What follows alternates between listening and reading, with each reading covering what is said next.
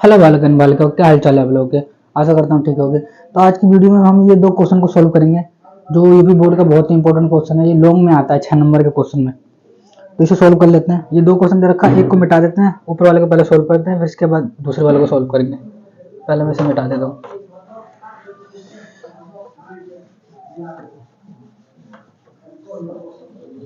तो इस क्वेश्चन को पढ़ लेते हैं, पहले पढ़ लेते हैं फिर इसकी बात करेंगे।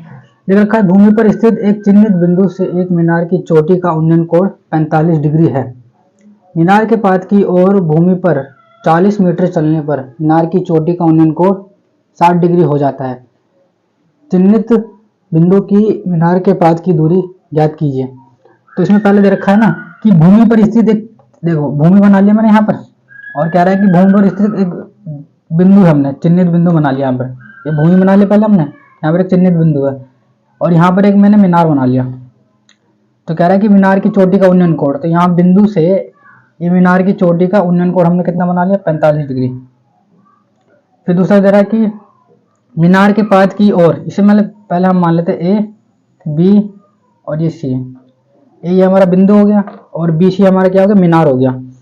फिर दे रखा है कि मीनार के पाद की ओर भूमि पर 40 मीटर चलने पर, देखो मीनार, ये देखो बिंदु है, बिंदु से ये मीनार की चोटी की ओर हमने 40 मीटर चले। ठीक है, यहाँ पर कोई खड़ा था कोई लड़का, यहाँ से हम 40 मीटर चल के आए, मान लो डी पर चल के आ गए 40 मीटर। ठीक है, 40 मीटर हम चल के आ गए। 40 मीटर चल के आने पर क्या हो गया, उसका उन्नयन कोण 60 डिग्री हो जाता। अब यहाँ पर ये चल के यहाँ आ गया बंदा। अब यहाँ से देखेंगे तो ये यहाँ हो गया, ये अब हो गया 60 डिग्री कोण हो गया यहाँ से।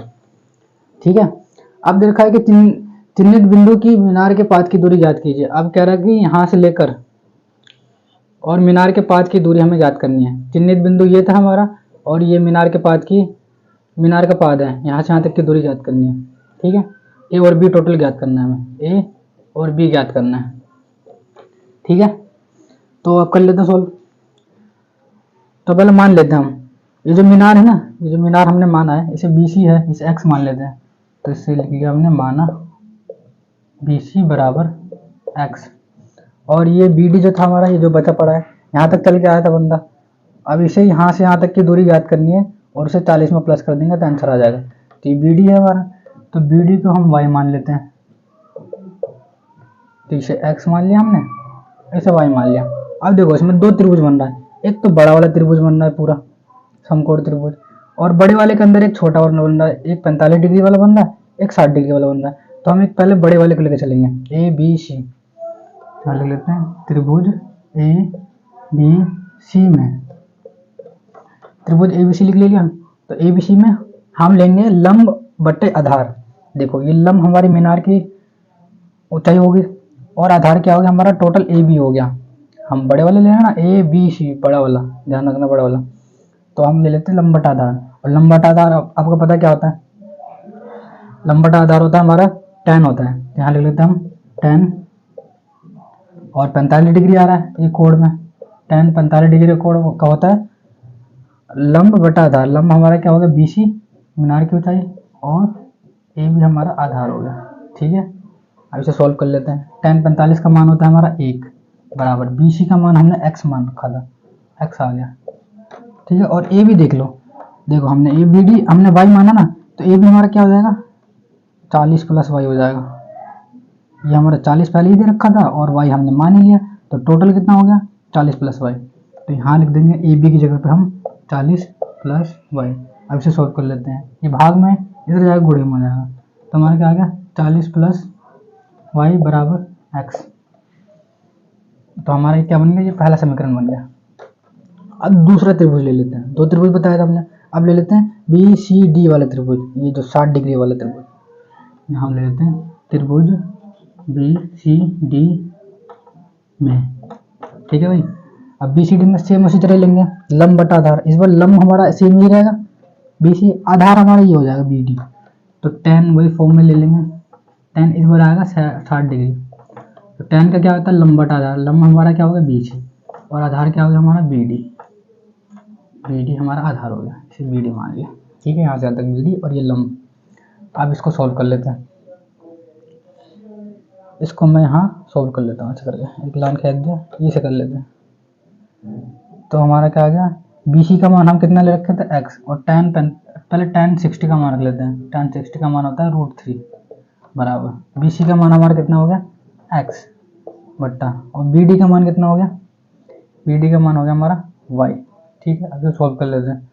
भाग में इधर गुणे में हो जाएगा, तो √3 के साथ गुणा हो जाएगा, तो हमारा आ गया √3y बराबर x। अब देखो समीकरण 1 में हमारा x का मान निकला पड़ा है, लिखा है ना कि 40 + y बराबर x, तो इसको उल्टा भी लिख सकते हैं। x का मान 40 + y दे रखा है, तो x की जगह पर हम क्या लिख देंगे 40 + y, यहाँ लिख लेंगे पहले समीकरण 1 से x का मान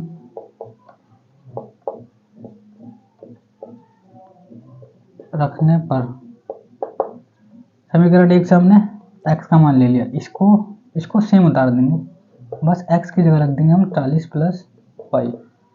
ठीक है, 40 + y ले लिया। अब ये सॉल्व कर लेते हैं, y है इधर भेज देते हैं, 4 4 एक तरफ भेज देते हैं, 4 4 एक तरफ रहने देते हैं, तो चर मतलब होता है ABCD वाला, तो ABCD वाला उधर कर देते हैं। ठीक है, ये सेम ही उतार दिया, और y प्लस में था इधर आके माइनस हो गया बराबर 40। अब देखो y दोनों कॉमन आ रहा है, y कॉमन आ गया, अब क्या बच गया √3 - 1, इन दोनों में कॉमन y आ गया, और बच गया इसमें √3 बच गया, और इसमें 1 बच गया बराबर 40। ठीक है, अब ये गुणे में पूरे में, ये जाके 40 के नीचे भाग में आ जाएगा, √3 - 1। अब नीचे जब √3 आता है ना तो आंसर गलत होता है, हमें इसे आगे और सॉल्व करना रहता है, ये हमारा पूरा एंड आंसर नहीं आया है। ठीक है, तो इसको क्या कर देंगे, ऊपर नीचे गुणा कर देते हैं हम, साइन चेंज करके, √3 - 1।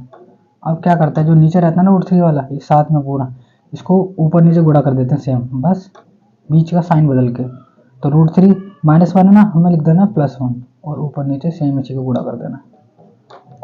ठीक है, अब इसको मैं मिटा दे रहा हूँ, इसके बगल में सॉल्व कर देते हैं।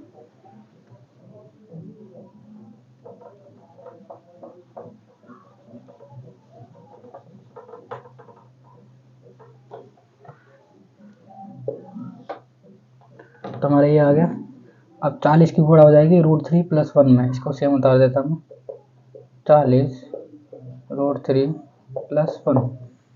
ठीक है, और ये क्या हो गया हमारा, ये हमारा √3 - 1 √3 + 1, ये हमारा फॉर्मूला लग जाएगा a + b और a - b का फॉर्मूला। तो यहाँ पर मैं लिख दे रहा हूँ, फॉर्मूला हमारा क्या होता है, a + b अगर a - b के साथ हो तो हमारा फॉर्मूला हो जाता है, नीचे लिख दे रहा हूँ, इसके नीचे जस्ट, तो हमारा फॉर्मूला हो जाता है a² - b²। ठीक है, तो इसे a मान लेते हैं √3 को, और 1 को हम b मान लेते हैं, तो क्या आ जाएगा हमारा a² - b²। अब आगे सोल्व कर लेते हैं, ये ब्रैकेट में ये फॉर्मूला है हमारा, तो ऊपर हमारा सेम रह गया 40 √3 + 1, और नीचे हमारा क्या होगा, √3 का स्क्वायर हमारा 3 हो जाता है, माइनस 1 का स्क्वायर हमारा 1 हो जाता है, तो 40 √3 + 1, और बट्टे में क्या आएगा, 3 में से 1 गया बचेगा 2।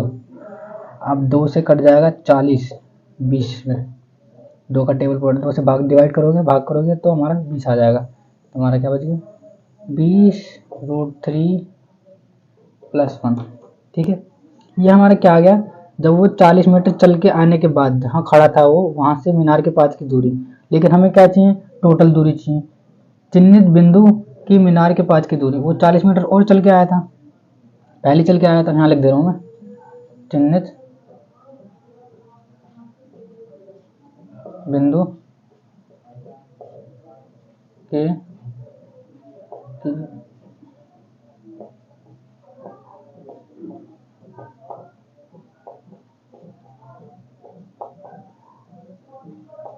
हमें जो निकालना था उसे मैंने दोबारा लिख दिया ना, चिन्हित बिंदु की मीनार के पास की दूरी, तो इसे लिख दिया, और इसमें हमें कुछ नहीं करना, जो हमने लिख रखा था पहले 40 + y लिख रखा था ना।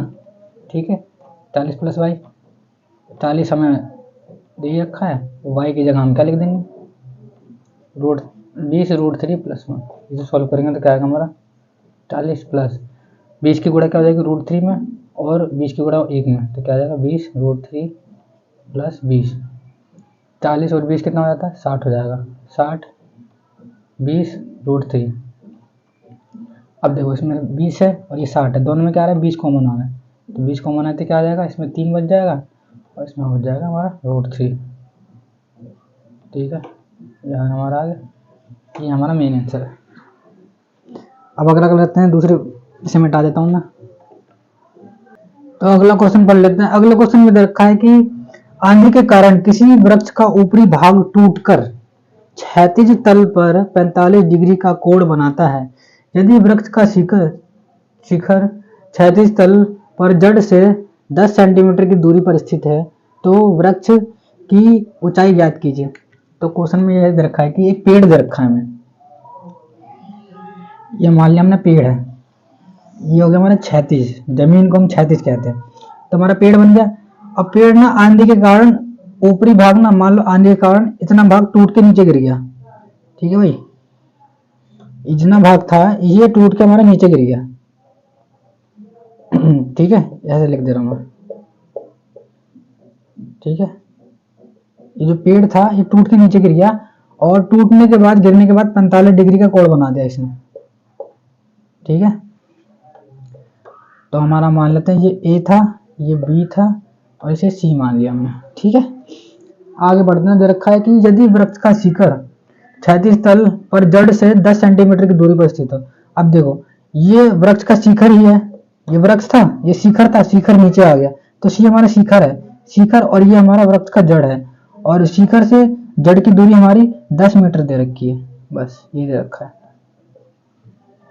शिखर से जड़ की दूरी 10 सेंटीमीटर। अब दे रखा है कि वृक्ष की ऊंचाई ज्ञात कीजिए, तो हमें वृक्ष की ऊंचाई ज्ञात करनी है। तो वृक्ष क्या था हमारा, वृक्ष हमारा ये बी ए था, ए बी था और ये हमारा बी सी भी हमारा वृक्ष ही था, यही तो टूट के गिरा है, तो हमें क्या ज्ञात करना पड़ेगा, हमें ज्ञात करना है कुल मिला के ए बी, ये A B plus B C, तो हमारा वृक्ष का ऊंचाई ज्ञात कर जाएगी। ठीक है, ए बी और बी सी। तो हम अब मान लेते हैं, जैसे इसके पीछे वाले में माना था, इसे ए बी को हम क्या मान लेते हैं, ये लिख दिया हमने, माना ए बी हमारा हो गया हमारा x, सेम बी सी हमारा क्या हो गया y मान लिया, इस भाई को हमने x मान लिया और इस भाई को y मान लिया, तो हमारा x प्लस y हमें यही ज्ञात करना है, दोनों को प्लस करना है। तो हम इसको क्या करना लेते हैं, सेम पीछे वाले की तरह, ये लंब हो गया, ये हमारा आधार हो गया, है ना, तो हम मान लेते हैं लंब और आधार क्या होता है, tan में आता है, तो tan 45 डिग्री, लंब हमारा क्या हो गया ए बी बट्टा और ये हमारा क्या होगा ए सी, लंब बटा आधार। tan 45 का मान होता है हमारा 1 और ए बी हमने x मान रखा है और ए सी हमारा दे ही रखा है 10 मीटर। ये भाग में इधर आके गुणे में हो जाएगा, तो x का मान हमारा तो आसानी से आ गया, x का मान क्या आ गया 10 मीटर। ठीक है, ये आ गया पहला मान हमारा। अब दूसरा मान दे लेते हैं y का मान। अब सेम इसको भी ले लेते हैं, जैसे कि हमारा ये होता है, हमारा ये सुन रखा होगा तुमने, पंडित बद्री प्रसाद हर हर बोले सोना चांदी तोले, तो इसी की हम थ्रू से हमने सोल्व किया था, पहला वाला इधर रखा ना। अगर लंब बटा आधार लेते हैं तो tan लगाएंगे, tan लगा लिया। अब क्या ले लेते हैं, लंब बटा वो ले लेते हैं, कर्ण ले लेते हैं, तो लंब ये रहा, कर्ण ये रहा, तो हम क्या लेंगे साइन थीटा वाला, इसका मतलब होता है साइन थीटा, तो साइन थीटा ले लेते हैं इसके दूसरे वाले, इस पे इसको नीचे के नीचे सोल्व करते रहना अपने पेज पे, इसको मैं बगल में कर देता हूँ, तो इसको ले लेता हूँ मैं साइन 45 डिग्री बराबर क्या था, लंब बटा कर्ण, तो लंब हमारा क्या हो गया ए बी और कर्ण हमारा क्या हो गया बी सी। ठीक है, तो tan 45 का मान होता है हमारा कितना 1/√2 बराबर ए बी हमने x मान रखा था और बी सी हमने y, और x का मान हमने निकाल लिया, तो यहाँ से लग देते हैं x का मान, तो x का मान हमारा क्या आ गया 10 बराबर y। अब इसको क्रॉस मल्टीप्लाई कर दो, इसको इधर भेज के गुणा कर दो, इसको इधर भेज के गुणा कर दो, तो y इधर जाके 1 के साथ गुणा होगा तो y आ जाएगा, √2 10 के साथ गुणा होगा तो 10√2 आ जाएगा। ठीक है भाई, ये भी हमारा क्या आ गया y का मान। अब हमें क्या निकालना था, x और y का मान ही तो निकालना है, A B plus B C, तो लिख देंगे ये निकाला ना वृक्ष की ऊंचाई, तो यहाँ लिख दिया मैंने वृक्ष की ऊंचाई वृक्ष की ऊंचाई बराबर AB प्लस BC, और इसके नीचे लिख दिया AB का नाम माना हमने x और BC का माना हमने y, और x की जगह हमारा आया 10 और y की जगह हमारा क्या आया 10√2।